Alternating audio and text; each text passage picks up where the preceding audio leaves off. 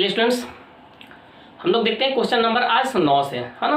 कोई भी question hard नहीं है, सभी फार्मूला बेस्ड क्वेश्चन है और सभी में क्या करना है, आयतन को बराबर करना है। किसी में लंबाई ज्ञात करना है तो किसी में गोली की संख्या ज्ञात करना है, किसी में वस्तु की संख्या ज्ञात करना है तो किसी में त्रिज्या ज्ञात करना है, किसी में आंतरिक त्रिज्या ज्ञात करना है तो किसी में बाह्य त्रिज्या ज्ञात करना है तो किसी में मोटाई ज्ञात करना है ना। चलिए ध्यान दिए, ये भी बहुत अच्छा क्वेश्चन से दिया गया है। आपको कह रहा है कि 6 सेंटीमीटर त्रिज्या के ठोस गोले को पिघलाकर समान मोटाई का एक खोखला बेलन ढाला जाता है। यदि ढाले गए बेलन के आधार का बाह्य त्रिज्या 5 सेंटीमीटर, इसकी ऊंचाई 32 सेंटीमीटर, तो बेलन की मोटाई ज्ञात कीजिए। सबसे पहले ये समझिए कि एक गोला दिया गया जिसका रेडियस कितना दिया गया है, 6 सेंटीमीटर दिया गया है। मुझे किस रूप में ढालना है, तो एक बेलनाकार पात्र में ढालना है जो क्या खोखला है ना। तो इसकी बाह्य त्रिज्या कितना दिया है, बाह्य त्रिज्या दिया 5 सेंटीमीटर, आंतरिक त्रिज्या मुझे पता नहीं है, मैंने मान लिया 8 सेंटीमीटर और टोटल ऊंचाई कितना है 32 सेंटीमीटर। तो जितना आयतन आपका गोला का होगा उतना ही आयतन क्या होगा, खोखले बेलन का आयतन होगा। बस वैल्यू पुट कर दीजिए आप।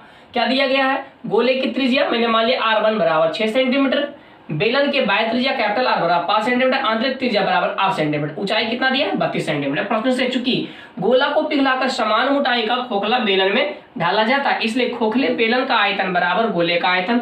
बेलन का आयतन पाई r स्क्वायर h। अब ध्यान दीजिए, बड़ा वाला अगर निकालेंगे तो होगा पाई r स्क्वायर h, ऊंचाई तो सेम है, माइनस छोटे वाले के लिए निकालेंगे तो पाई r स्क्वायर h कॉमन क्या हो जाएगा, पाई h कॉमन हो जाएगा, बचेगा r square minus r square, इन बचेगा। अब ध्यान दीजिए, तो यहाँ पर क्या बचा, लिख दिया 4/3 पाई r क्यूब। r के साथ में कितना है, r1 है। क्या कट रहा है आपका, पाई से पाई कट रहा है। चलिए वैल्यू पुट कर दो, 5 के square minus r square, h का मान 32, 4/3, 6 गुने 6 गुने 6। चलिए कटता है, चरी 8 32 काट दीजिए, 2 तिया 6, 2 चौके 8, यहाँ से 2 तिया 6, 2 दूनी 4, फिर 2 तिया 6, 3 तिया 9 बचा। 25 माइनस r स्क्वायर बराबर 9, यहाँ आ जाए 25। इधर से हम क्या किए, इसको कर दिए इस साइड और इसको कर दिए इस साइड, है ना। तो r स्क्वायर कितना बचा, 16 बचा। r का मान कितना हो गया, प्लस 4 सेंटीमीटर। खोखले बेलन का समान मोटाई क्या होगा, है ना, बड़ा त्रिज्या माइनस छोटा त्रिज्या, तो यही ना बचेगा आपका मोटाई, है ना, बराबर कितना हो जाएगा r माइनस r, 5 माइनस 4 बराबर 1 सेंटीमीटर। क्या हो गया आपका, खोखले बेलन की मोटाई हो गई। कोई भी क्वेश्चन हार्ड नहीं है, बहुत ईजी, सारा क्वेश्चन बहुत ईजी इसी पैटर्न्स पे बनेगा। चलिए हम लोग देख लेते हैं क्वेश्चन नंबर 11। चलिए स्टूडेंट्स ध्यान दीजिए, क्वेश्चन नंबर 10, है ना, बहुत आसान दिया गया। क्या कह रहा है, 30 सेंटीमीटर आंतरिक व्यास वाले एक अर्धगोले कटोरे में कुछ द्रव रखा गया है। इस द्रव को 5 सेंटीमीटर व्यास और 6 सेंटीमीटर ऊंचाई वाले बेलनाकार बोतलों में भरा जाता है। कटोरे की खाली करने के लिए आवश्यक बोतलों की संख्या बता दे।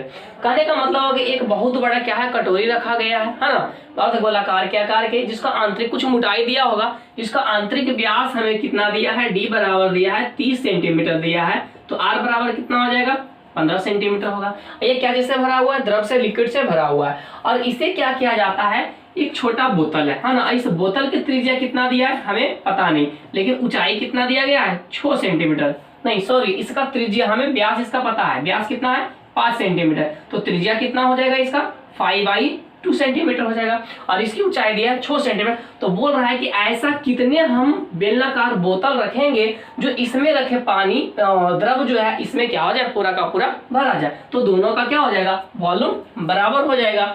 माना कि कटोरी का व्यास कितना, d बराबर 30 सेंटीमीटर, त्रिज्या बराबर कितना हो जाएगा 15 सेंटीमीटर। बोतल का व्यास स्मॉल d बराबर 5 सेंटीमीटर, त्रिज्या कितना हो जाएगा 5/2 सेंटीमीटर, ऊंचाई कितना दिया 6 सेंटीमीटर। प्रश्न से चूंकि कटोरी द्रव से भरा हुआ है जिसे n बेलनाकार बर्तन में या बोतलों में डाला जाता है, इसलिए n गुने बेलन का आयतन बराबर कटोरी का आयतन हो जाएगा, n गुने पाई r स्क्वायर बराबर 2/3 पाई r क्यूब। चलिए पाई से पाई कट गया भाई, n गुने 5/2 h का मान 6, 2/3 15 गुने 15 गुने 15। चलिए कुछ कटता है, काट दीजिए, 2 तिया के 6 कट गया। चलिए a 3 5 15 कट गया। चलिए ये एक 5 से 5 कट गया, ये 5 तिया 15, ये भी 3 से 3 कट गया, कितना बचा 15, इधर से 1 2, 2 दूने 4 और 15 चौके 60।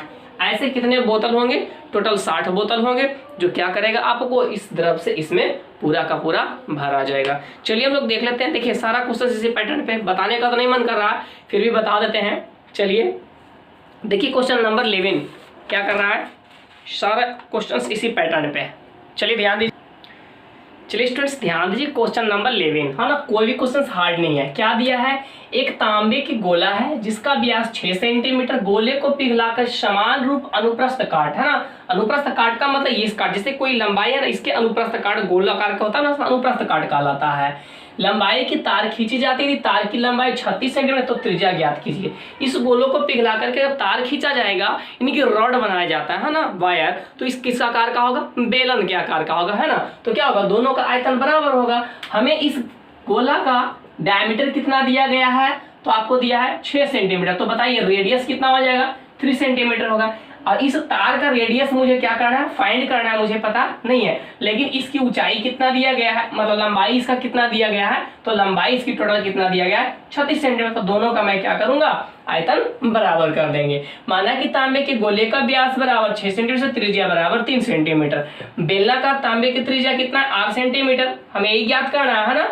ऊंचाई बराबर कितना, 36 सेंटीमीटर। प्रश्न से चूंकि तांबे के गोले को पिघलाकर बेलनाकार तार खींचा जाता है, इसलिए बेलनाकार तार का आयतन बराबर गोले का आयतन। बेलनाकार तार का आयतन क्या हो जाएगा, पाई आर स्क्वायर एच बराबर 4/3 पाई आर क्यूब। पाई से पाई कट गया आपका, आर का वैल्यू मुझे फाइंड करना, एच का मान 36 दिया, 4/3, आर का मान कितना दिया गोला का, 3 × 3 × 3। चलिए एक 3 से 3 कट गया, उधर उसके बाद कितना हो गया, 3 × 9 9 चौके 36, तो इधर 36 से 36 भी कट गया, आर स्क्वायर बराबर 1, इसलिए आर का मान कितना हो गया, 1 सेंटीमीटर। अतः जो बेलनाकार तार खींचा जाएगा उसका रेडियस कितना होगा, 1 सेंटीमीटर होगा। क्वेश्चन बहुत आसान था।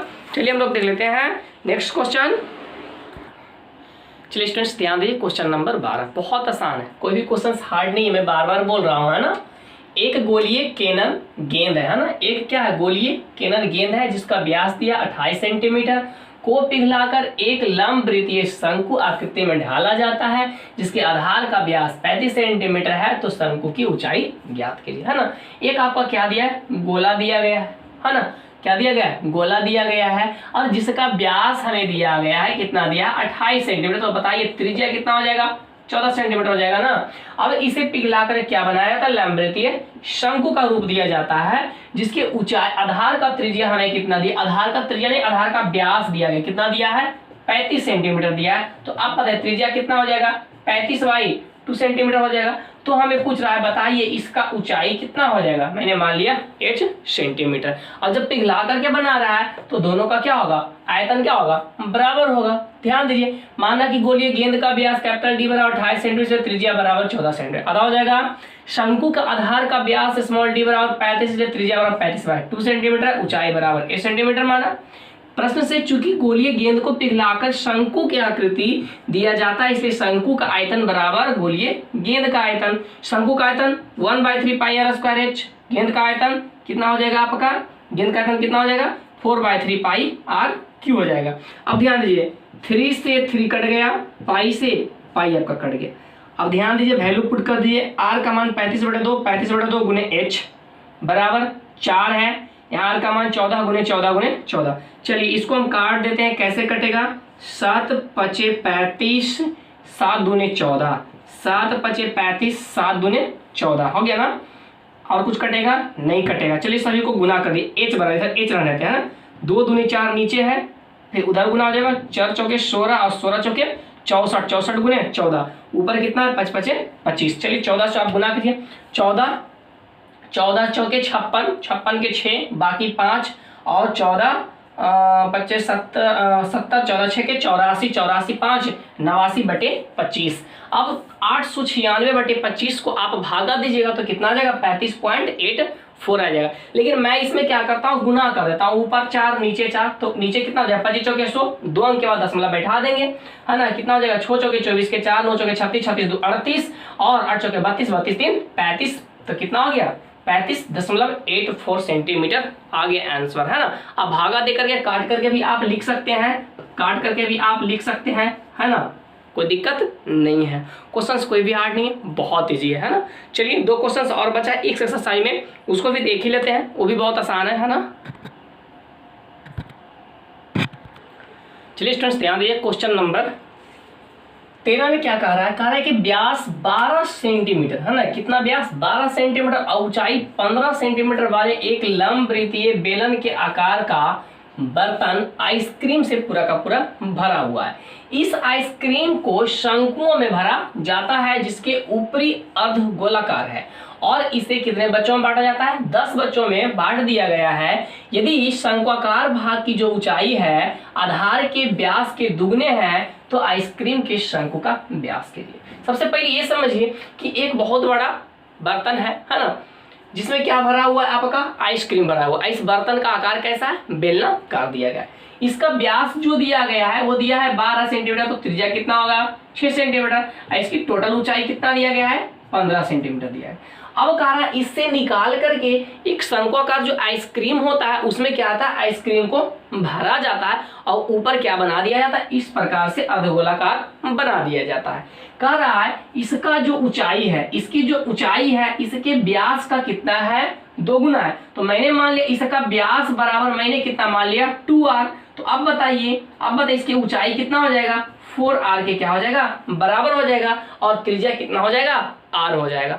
अब इसे कितने बच्चों में बांटा जाता है? 10 बच्चों में बांटा जाता है। तो टोटल का टोटल आइसक्रीम क्या होता है? समाप्त हो जाता है ना। इसे आप समझ के बनाइएगा। तो क्या हो जाएगा? 10 बच्चों में बांटे गए आइसक्रीम का आयतन इस पात्र में रखे आइसक्रीम के आयतन के क्या हो जाएगा? बराबर हो जाएगा। इसी चीज को हमको क्या कर देना है? बराबर कर देना है। चलिए ध्यान दीजिए, बेलनाकार बर्तन का व्यास बराबर 12, इसलिए त्रिज्या बराबर 6, ऊंचाई h बराबर 15 सेंटीमीटर।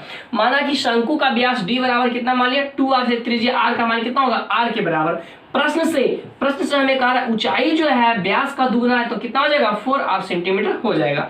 शंकु के ऊपर, चूंकि शंकु के ऊपर अर्धगोले आकार की त्रिज्या, शंकु के ऊपर जो अर्धगोला लगा हुआ उसका त्रिज्या भी कितना होगा? r सेंटीमीटर होगा, क्योंकि जब इसका r है तो इसका भी क्या होगा? r ही होगा।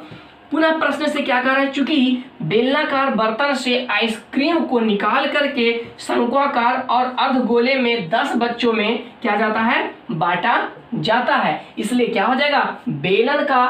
बेलनाकार बर्तन का आयतन बराबर 10 गुने शंकु का आयतन प्लस अर्धगोले के आयतन के बराबर होगा।